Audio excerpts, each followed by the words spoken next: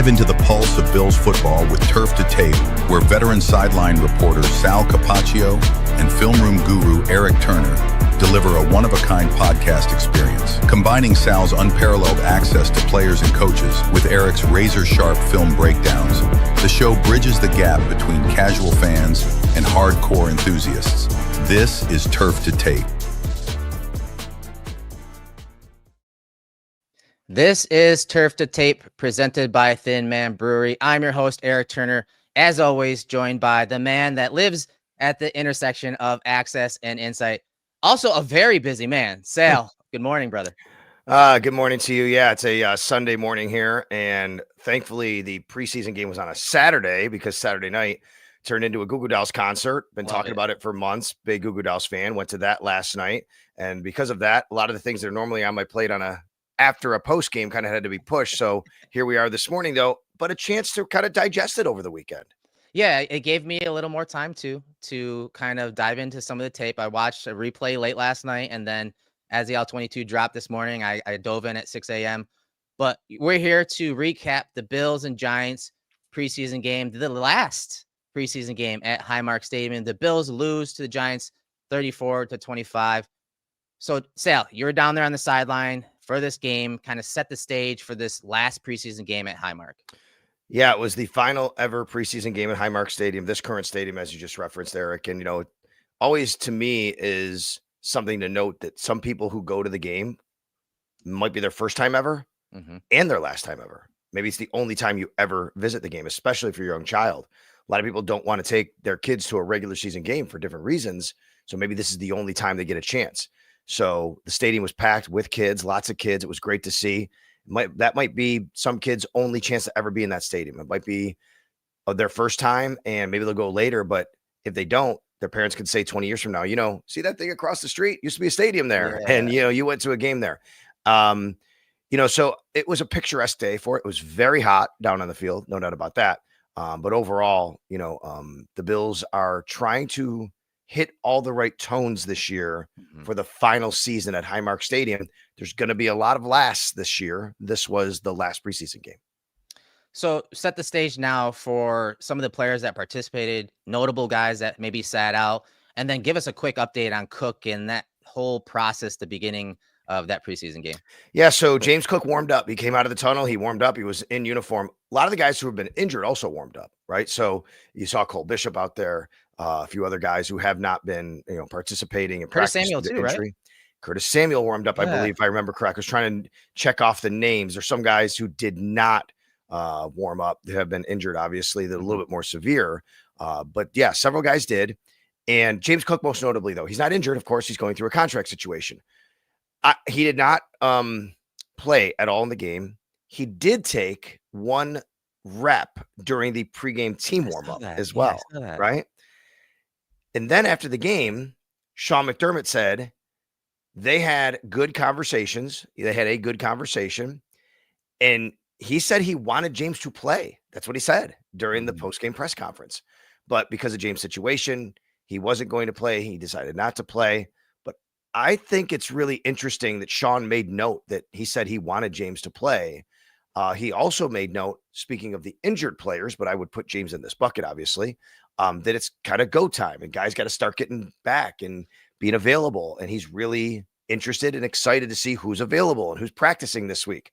So I just think this is kind of becoming a bit of a crossroads moment here with James Cook. And I want to be clear here that I don't think there's any animosity from the Bills organization with James Cook personally. Right. They've been very, very steadfast and true about how much they love James. And Brandon Beane talks about that all the time. I believe this is agent driven. I believe this is James Cook getting advice from his representatives. And I also think James Cook would love to be out there with his team. But because of the advice he's getting, he says, okay, I'm going to listen to my reps and this is how I'm going to play this. So I'm getting a lot of questions on social media about, is he being punished when it comes to game checks or anything like that? You're a little more versed in this type of stuff than I am. So is there any repercussions for him not participating in deciding not to play in these preseason games and it versus maybe a regular season game? Yeah. So right now, preseason players, if you're on the roster in the preseason, you get, if you're a veteran, it's I think $3,500 a week. I think it is. First year player, I think now in the CBA is $2,000 a week. So like that kicker they signed gets like $2,000 because he showed up and he plays in a Nice. game. Nice check, right? If you can get it. Nice. Yeah. I think being on the roster for a day might constitute a week, but I have to look at that. But either way, that's how it works. And the team cannot fine him or suspend him for being there and not participating in practice because of the situation. I guess in some situations they could probably really take it to the wall, probably do that. That's not happening. The CBA allows players to be, as long as they're there, you can't fine them. This is collectively bargained. What they could do is fine him if he was not showing up at all. If he's not at the facility. We know he is, though. We know he's there Yeah. at the facility. He's working out.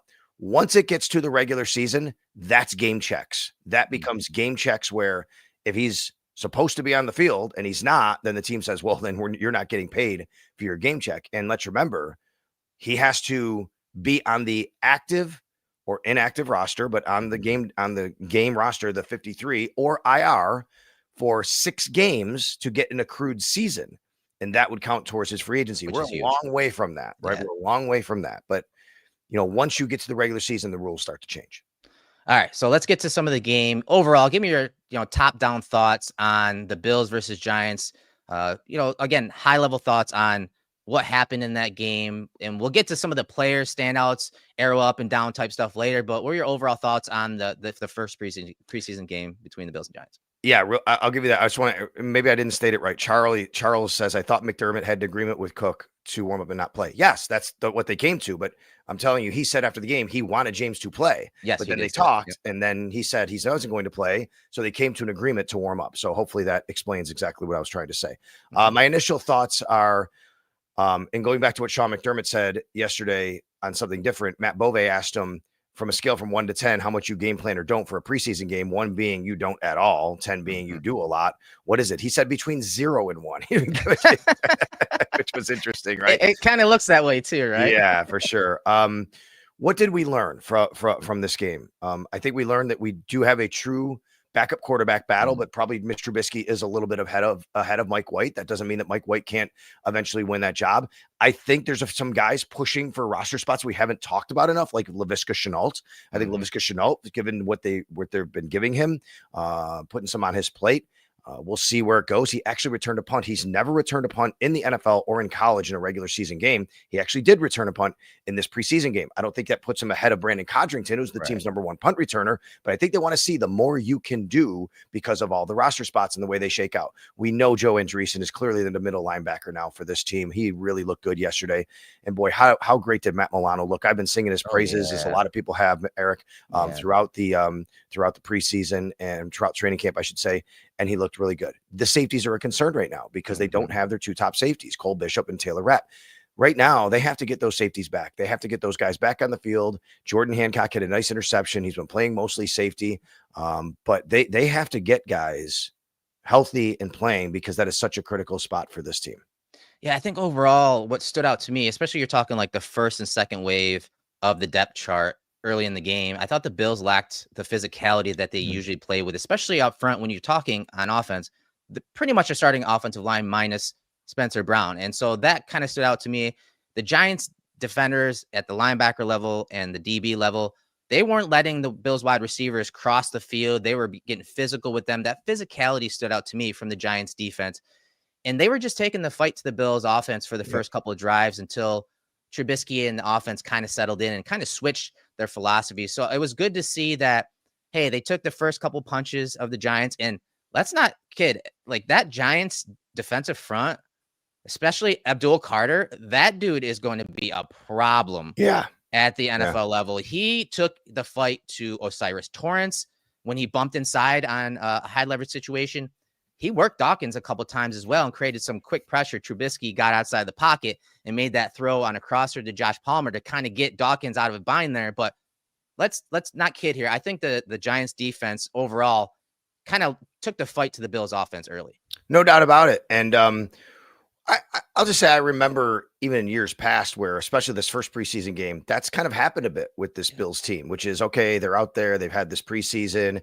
They go out there and say, okay, it's a chance to kind of, get into some game rhythm, and they just didn't really have the kind of performance that you'd like to see initially in a preseason game. It happened last year, Eric. Yeah. The Bears just beat the heck out of the Bills last year in a lot of different phases. The offensive line did not acclimate itself very well yesterday, the starting offensive line. Now, everybody except for Spencer Brown, of course, is the normal starter, was out there. Ryan Vandermark was the starting right tackle. But, there were a couple times Deion Dawkins, got beat. Interior got beat. David Edwards got beat. And Mr. Trubisky is getting rushed with some throws. I didn't think Mr. Trubisky played a bad football game. There were times where it just wasn't anything he could do about it. Yeah. Right. Because he was rushed on some throws. So, yeah, I agree with that. And then they just couldn't get the running game going because of that. I expect a little bit more of the physicality to come out when they play the Bears Friday in their joint practice. Those are always a little bit spicy. Hopefully nothing happens where you're talking more about that than the actual performance. And then that will carry into Sunday. So I expect a little bit more of an uptick in the physicality on both sides of the ball. I like the physicality of the defense. I do. I thought that they got after it. I thought there were some big hits. Obviously a couple of tackling issues that's going to happen, especially early in the season. No doubt about that. I like the physicality on that side of the ball. You need to see more from the offense though. I thought once they kind of settled in that second and third drive and kind of went to more heavy personnel early on, they're like, hey, we're going to do 12 personnel, 1 running back, 2 tight ends with Knox and Kincaid. And they're trying to run the ball, and the tight ends kind of struggled in the run game. Knox struggled as a blocker in the run game in this game. Haas, different story. We'll get to him later. But I thought once they went to heavy with Gilliam in there, whether it was 12 with him as a second tight end or 21 personnel with him in the backfield, I think they settled in and they started to control the line of scrimmage and slow down the speed of that pass rush for the Giants, especially when you're talking about running those counter trays, but then running play action off of it to get those D linemen to have to process, run the pass, and allowing the Bills offensive line to get their hands on those guys, then work. And the play action game, I thought, really stood out and really slowed down the Giants defense. Again, when we're talking like the first and second level of the depth chart.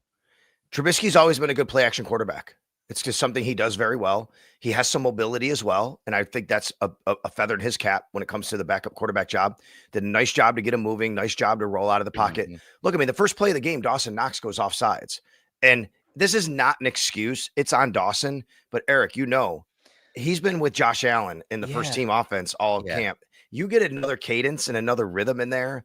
And that honestly, timing's a little off. Sal, I look back at it, and what he did, he's looking at the ball. All right. And then he does this, kind of like what centers do. He's like, he's looking at the ball, and then right before the snap goes like this. And I think that's what they called him on. And so, he didn't look, he jumped early. He didn't move. Right. And that's why I think he was fighting it. He just kind of moved his head. And again, that can trigger. You saw the D lineman over him kind of trigger and hesitate there. But yeah, I'm with you. I think missing some time obviously has something to do with that, but also the cadence is also a huge thing when it comes to snap, especially, regardless of whether you're at home or on the road, that cadence, that rhythm, it's something that he's probably working back towards. Yeah. And I like your point about heavy. I noticed that too. When Reggie's out there with Jackson Hodge, you're like, man, they have options here. They can kind of pound the ball at you. And I think the Bills really want to go to that set, right? And that would open up guys like Dalton Kincaid, if you're going to go with a little heavier personnel. We saw that early on. Unfortunately, a 10-yard pass doesn't get the first down because of the penalty. Right. Dalton does a nice job to catch it. He bounces off a tackler. He gains 10 yards. That's a first down in a normal situation, but because they were behind the chains after the penalty, it didn't work out like that. So I thought the offense started to get things moving a little bit. Not game planning necessarily, but understanding like, hey, let's get into some things that we want to do that we think we can do well. And they started doing that. Baseline type concepts. And I think that's when you saw guys up in the running back room kind of start to carry the load. Ty Johnson on a couple of those counter trays had some really good runs, stiff arms there. Evans on an option route over the middle, the mesh swing for the touchdown where he wheeled out of the backfield and hit the front pylon for a touchdown. And then Frank Gore Jr., we're talking arrow up or down. He looks good, elusive, quick feet. When he was an outlet in the pass game, he quickly transitioned from catching it and getting upfield, making guys miss, shaving angles to make guys miss their tackle. I thought the running back room kind of carried things when the offense started to settle in. They really stood out to me. This is 2 years in a row. Frank Gore Jr. has popped in preseason already, right? Well, last year he's a rookie, and he winds up on the practice squad all year. He's making a case to, be showcased by another. He's making a case for another team to say, hey, we could use a guy like this. But it's tough. It's tough to crack those 53-man rosters. And of course, if he is released at the end of preseason at the 53, some team could claim him, but they'd have to put him right on the 53. So you still like your chances to get him back.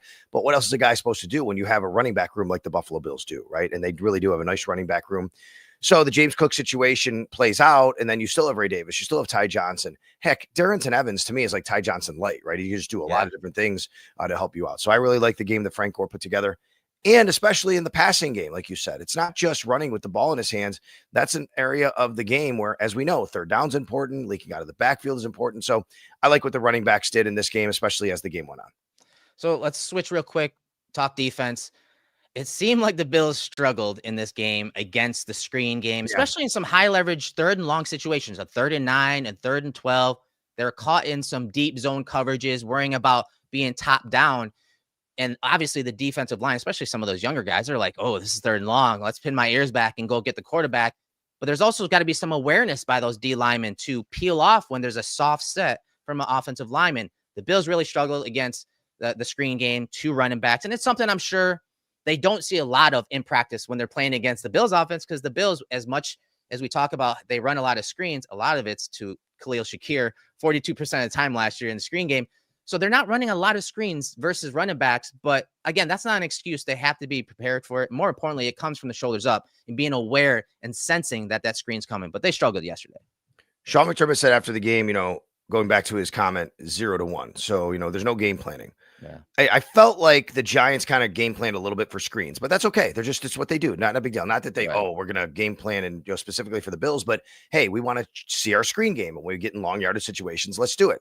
So, they're preparing for that. They probably worked on it. They probably run the screen game more. But what Sean McDermott did say, and to your point of being right about you have to be better here, is you want to see your players play. You want to see them understand what they're supposed to do without having necessarily that game plan and just go around and play football. And that's where you got to be better, Eric, which is, hey, you're a football player, you're a defensive lineman, you're a linebacker. You've been taught your whole, football life that when you see certain keys, screens coming, right? Yeah.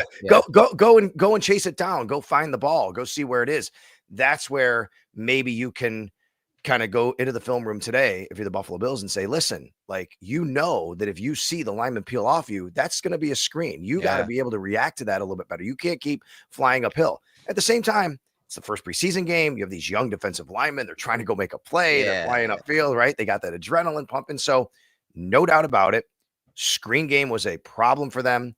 3rd and long was an issue last year. It was in the first preseason game. I'm not going to make a blanket statement or judgment whatsoever about what 3rd down defense is going to be for the Bills in 2025, but you would like to see a little bit more of a natural reaction to those plays happening to you. Yeah, the Bills last year against screens all together, running backs, wide receivers, everyone, they faced the most screens all last year, 102. That's the worst in the league. Their success percentage on screens was ranked the 5th worst. So again, it's something that should be ingrained in this defense and what they see usually. But first preseason game, again, probably not seeing a lot of those running back screens in practice from the Bills offense, and a lot of young guys just trying to make plays. So we understand that. So with that said, let's go into our tapped in segment, courtesy of Thin Man Brewery. I'm going to pick a player. You can either agree with me on that or pick another player that was tapped in, locked in for this game. I'm going with Michael Hoecht. And I know he's going to be suspended for a few games to start the season, but I thought he was quite possibly the best player on the field in the run and pass game. Nearly had a sack, batted pass, several plays in the backfield for TFLs. He just read the spot of the quarterback in the pocket so well and consistently adjusted his line and rush to the quarterback. And then that motor, you could tell he stood out, whether he was going against the first or second team offensive lines. He looked like a starter, and what quality, type of player to have as a second wave type player when he comes back to have, in that rotation, creating disruption with that motor. He's just very fluid and never stops. No doubt.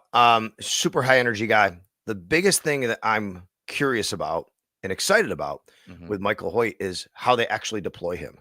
He has so many skill sets. He was really interesting after practice last week, Eric, talking with him about how kind of he talked about playing 3 technique or I'm playing on the edge or whatever. It was just something about on the D line. But anyway, he said, why can't I do that standing up and off the ball? I can do the same thing I'm doing. Yes. Then it gives me more options to kind of, feel where to go. So the point is this guy can kind of play all over the front 7, right? And the Bills are going to have a plan for him. We're not going to see that plan in the preseason. We're not going to see where they're going to deploy him in the preseason, but he's got to get on the field. He's got to try and make plays. He's the perfect example of just get on the field and see what you can do to react. And I love the way that he reacted. I'll give you a tapped in guy that I liked. I mean, it's just carrying over from what we've seen. Matt Milano was incredible. Yeah. I mean, this guy is putting together what looks to be a rebirth, bounce back, maybe all pro type season if he can stay healthy and on the field the way he's looked. The first play of the game, he sniffs it out, tackle for loss on the sidelines. But Eric, I'm telling you, he's been doing this every single day at camp, basically. I have to agree with you. His trigger was quick. Man. He doesn't look like he's lost a step. No. He does not look like he's lost a step. And he was coming downhill. He's being physical. He was forceful at the tackle point. He's been standing out all camp, and I will agree. I thought he was locked in and tapped in this game. And honestly, he probably would have led the team in tackles and plays on the ball if he had played the whole game. I think he's going to have a monster season again if he is available and healthy. No doubt. That really, is very encouraging, especially knowing that hopefully another guy who was in uniform on the sidelines yesterday didn't play, Terrell Bernard. Hopefully you have them both together. But let's give a little love to Buffalo Joe Andreessen here. Joe is really, showing that he can play at the NFL level, handling all the duties. He was calling the defense to start. He was the middle linebacker. He's calling the sets. I love that. Production meeting with Sean McDermott before the game, going over some things earlier in the week. I love his quote. What he said to our broadcast crew was, "I'm a big fan of Joe's. He's just a football player." Buffalo Joe, definitely a football player, definitely stood out from his linebacker position. So again, Matt Milano and Michael Hoecht were our two tapped-in players, courtesy of Thin Man Brewery. And Thin Man's bringing some backup this year, not just Pils Mafia, but Mafia Light. It's your new tailgate essential. Mafia Light hits different with just 3.5% ABV and only 80 calories per 12-ounce can. It drinks like water with notes of beer, which, again, with summertime being here, you couldn't ask for a better thing. It's the first craft Pilsner of its kind, brewed and packaged in Western New York, a true game changer for local beer lovers. Keep your eyes peeled. It is out there now. It's in the Rochester and Buffalo markets, Mafia Light. Keep an eye out for that. Thank you to Thin Man Brewery for sponsoring this show for the next year. And we have some big things coming with them, some, live podcasts from some of their facilities. And so thank them for, again, being our partner this year. So with that said, let's get into some stock watch, some arrow up, arrow down guys. We talked about some of them already: Milano, Hoecht, Joe Andreessen. Give me some arrow ups, arrow downs from this game for you. Well, I wrote about it at WGR550.com. A couple of guys arrow up, a couple of guys arrow down, and different things that happen, arrow up, arrow down. I'm going to give Joey Bosa an arrow up here. I thought Joey Bosa made his presence known. And you know what, Eric? He was really good against the run. He crashed down really well. Go watch the first series. You see what I'm talking about. And then the things that don't show up on stat sheets, he forced 2 penalties. I mean, here's a guy that because of him being on the other side of the ball, someone commits a penalty, right? I mean, that's Joey Bosa. Joey Bosa told our colleague at Channel 7 in Buffalo, my always giving name Buffalo colleague, Matt Bove, after the game, it's the first preseason game he's played in 6 years. Yeah. Right? I mean, for that to happen, that's great. So I'm going to go there. I'm going to give an arrow down to Dane Jackson and Landon Jackson, the two Jacksons, actually. I did not think Landon Jackson had a very good game. He did not at all. You don't look at this, doesn't have to be the end all be all, like I just said, but he did not at all, Eric, show up in the stat sheet despite, being on the field. And he also had a penalty on a play that wiped out, negated an interception. Dane Jackson gets beat one-on-one down the field. He did make a play later, but you got to be a little bit, closer and better than that on that throw, especially for a guy that's really fighting to make the back end of the roster. I love your points on Bosa. It was not just in the pass game as a rusher, but it was also as a run defender. His ability to track the ball while keeping your hands up, which we've seen those videos of him and Nielsen at camp, and then tracking the ball, breaking down the line of scrimmage, making the tackle. I thought it was great. His snap anticipation was still there. You saw some of that speed to power. I definitely gave him an arrow up as well. And I want to talk about two guys that were on the third wave of defensive linemen. Initially, the first wave was Oliver, and we're talking interior Oliver Jones, and then it was Ogunjobi and Carter. But the young bucks, Deion Walker, TJ Sanders, that third wave of interior defensive linemen really stood out to me. Their speed, especially when you compare it relative to that second wave of Carter and Ogunjobi, their speed off the snap, hand usage was violent. You saw some really nice hand usage inside swipe by TJ Sanders on that play, that dart, threw her touchdown on. Yes. Sanders was right. He blew it up. Quick win. He was obviously the ball was out though. But he mucked up the run game a bunch at the point of attack, forced a cutback into some of his teammates. And then Deion Walker, the quickness, the size, the length, batted pass. There was also a third down pressure from him on 3rd and 7 where he pressured Dart and forced Dart to kind of slide into the pocket and make a throw off platform. And it went incomplete, and they obviously had to move on until 4th down. And so I thought that third wave and young interior defensive linemen of Walker and Sanders really stood out and get the arrow up for me. Did you mention? I'm sorry, I know you said the pressure. He batted a ball too, Deion Walker. Yes, he right? batted a pass. Yeah, yes. getting the hands up, right? It's great to see. That's what you want to see. A guy that's that big, a guy that's long. I mean, if you think of the wingspan the Bills can have, you know, at defensive end, a defensive line. If you put Rousseau and Epinesa and Deion Walker, I mean, come on, right? What are we talking about here? And we saw that, right? We saw that in this game. Like the Giants were going to the quick game, and you saw Hoecht, Walker, Sanders, and Solomon get their hands on passes. Yes, no doubt. Let's go real quick to the offensive side of the ball. I think we should at least start to recognize Laviska Shenault is making a play here, right? And the Bills are giving him opportunity. I still say Brandon Codrington is the number 1 punt returner, but I thought it was interesting that Laviska Shenault got a punt return. He's never returned a punt in college or the NFL in a regular season game, Eric, but they actually gave him one.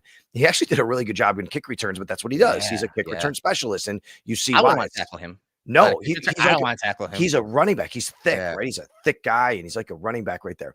I also want to make a point here that, you know, just you tell me what you think about this, if this is notable. Something I noticed at practice the other day. They're going through their pregame warm-up reps, and Josh is just throwing routes, right? And all the quarterbacks are throwing routes to these guys. The receiver steps up, they run a route, everybody goes, they go back. Every time Laviska Shenault ran a route, Josh Allen stepped up to throw to him.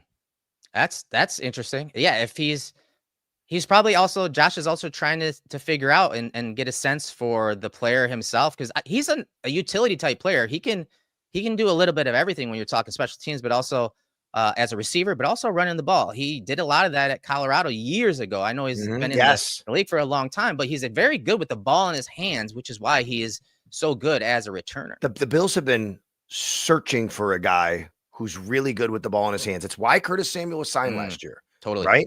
And it hasn't come to fruition. I sit here now, if I do a 53-man roster, I don't think I'm putting Laviska Shenault on. But I do think we have to start thinking about Laviska Shenault making a play because of how they envision everything. And I thought it was super notable that Sean McDermott said after the game yesterday, he was asked specifically, like, how do you balance having a roster spot for guys who aren't going to contribute as much? And he said, it's actually something, though, that's changed over the years. And you really have to think about that. But certainly you have to try to get them to hopefully contribute it in some way, shape, or form. And, oh, by the way, Brandon Codrington is playing nickel corner right now. I mean, they're trying to see him and what he can bring there. I think it's a great conversation when we're talking Shenault, because the next guy I gave air up was Tyrell Shavers. Yes. His ability on special teams and his big play on that stutter post to end the first half and that no quit attitude. He had a really nice slant route. He stood out all of camp, but it's interesting to contrast him with Shenault because similar body types, you know, and they're making plays when they're given. You saw that back shoulder pass from Mike White to Shenault. He snagged the ball, put it into his body, turned his back to the player so he couldn't make a play on the ball for that score there. And so it's interesting to see that those two kind of go head to head with, honestly, Codrington, who you just mentioned, because those guys, regardless of wide receiver or DB, they're going to have to play special teams. And it was interesting to see not only Shenault take a return in the punt game, but obviously stand out as a returner as well. And like I said, Shavers is another guy. We see it, like, basically talk about him every podcast we do. He stood out in yesterday's game as well. A guy that's Mr. Reliable I've loved for many years, and every team needs a guy like Cam Lewis, right? I mean, Cam Lewis just provides so much for you and what he can do. He's so smart. He's so tough. It's every year a conversation with fans about Cam Lewis that I just turn away right away and say, you don't understand what they think about this guy and how valuable he is. Yes. Obviously versatile, plays multiple positions, reliable tackler. Like the tackles he made were so strong and forceful and technically sound, always knows his assignments, did a great job later in the game of there's a crossing route coming and Joe Andreessen kind of got lost in his zone and that receiver and the crosser got behind him. Cam Lewis cut it. He went from his post position, cut it, took it away. Quarterback had to move on in his progression. Cam Lewis is definitely an arrow up for me. Another guy, Jackson Hawes, who stood out in the run game at the point of attack. We talked about some of those early runs where the Bills kind of settled in with Ty Johnson running those counter trays. Go back and watch Hawes and his hand placement, his leverage. He's technically sound as a run blocker. He won at the point of attack. Now, he did drop an easy pass, obviously, But I don't think he was going to gain much anyways. But I thought overall he had an arrow up day. I have to tell you, arrow down to me. I gave really? Announcer jinx. I got to tell you the story, okay? So we come out of the break. So we're in the break. I'll give you a little behind the scenes how it works. So when we go to a commercial break, we're talking about what we're talking about coming back in, and how to set up the next series or whatever. Sure. And I said to our producer, and I said to Greg, to Chris Brown, and to our producer's name is Greg Harvey, and to Chris Brown and Eric Wood, I said, hey guys, if you want me to bring it back, I see Jackson Hawes is in the huddle right now. I want to talk about the camp he's putting together, and everything. Yeah, sure. So we come back, I bring it out of the break, and I say, Jackson Hawes was drafted as the best blocking tight end in this draft, but he has sneaky good hands, and he's really kind of shown them in training camp. And I would not be surprised if the Bills throw him a ball or two before this game is over. Eric, that play is when he dropped the ball. It was the announcer jinx. Oh, you mushed him. Oh my goodness. Oh, that's terrible. Yeah, that is the negative play I'd say from that game, and I understand why you'd give him the arrow down on that. I give me the arrow down on that. Okay, That's all right, my fault. Fair enough. I thought he definitely stood out when it comes to run blocking. The tight end room, as much as we've talked about him, that group, they kind of let us down overall with some drops. I know one of the passes to Davison on that deep route was kind of underthrown a little bit, but he still had an opportunity to bring that into his body. I thought the tight end group overall did struggle when we're talking the passing game, but as run blockers, I thought they did all right. Aside from Dustin Knox, I said he got blown up a couple times, but he's still getting up to speed this preseason. Just a little clarification here so everybody knows. We had a question from, let me get who it was. Somebody asked about Jamarcus Ingram and Cam Lewis, if one of them is a Buffalo native. No, they did both go to UB. Jamarcus is from Texas. Cam is from Detroit area, I believe. Joe Andreessen is a Buffalo native, of course. Perfect. All right. So is there anyone else that stood out to you, positive or negative? I mean, we have to talk about Ray Davis, the kicker. Ray Davis, the kicker. I mean, it looked good. It looked good. Nice swing. This isn't something they're doing just for kicks and giggles, folks. All right. Sean McDermott mentioned that a few years ago, it was the Carolina game. He said, we were in a situation where we saw the other team lose a kicker in pregame warmups. I remember that. It was against the Carolina Panthers here at home. They didn't have a kicker the whole game.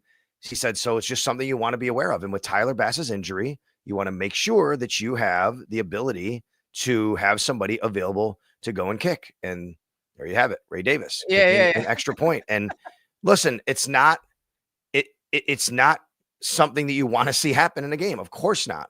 But just like you need an emergency long snapper, you need an emergency kicker. And Ray Davis did a great job. He said that Ray Davis told us after the game in the locker room, this is great. He said he had been bugging his college coaches wherever he was playing college for, 5 years, whatever he played in college there, to be able to do it. No one ever allowed him to do it. 2 years in the NFL, finally, his head coach allowed him to do it. And look what happened.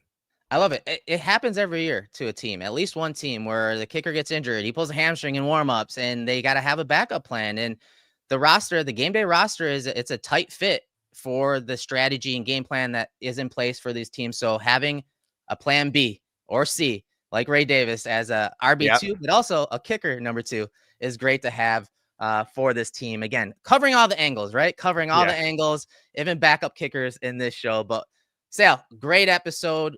Give us a heads up on what's happening this week. What days are they practicing? What days are you attending? What's going on ahead of us? Yeah, so we're expecting the Bills to have a walkthrough today, but the walkthrough will not include media. So no, you don't expect anything from the media out there. And of course, there's no official attendance or official injury report this time of year. So we're not going to get anything really until Tuesday, because Monday will be an off day for everybody. The way it generally works, and Eric, you know how football coaches and organizations work. Generally, the day after games, like an injury check day. Let's get everybody in. Let's do a walkthrough, make sure everybody's healthy.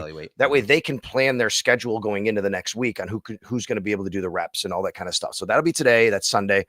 They'll have an off day. And then Tuesday and Wednesday will be practice days. We'll be out there.